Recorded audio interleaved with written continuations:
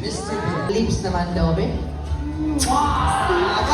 His prehensile beak to grab the twig without using his feet. So, yung tuka ko ni parang kamay na po yung parang sa kanila. There you go, may isang go down the feet.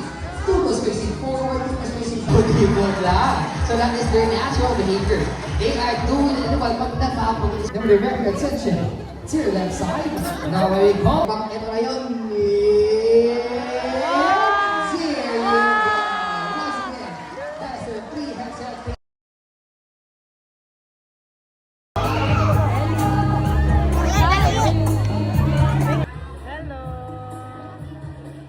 Hi, Tiger!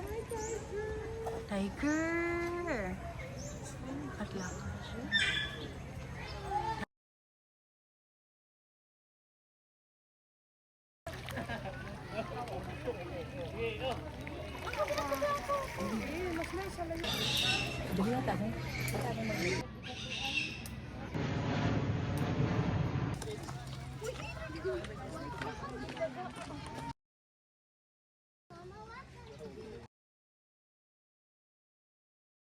Mo, hi, zebra!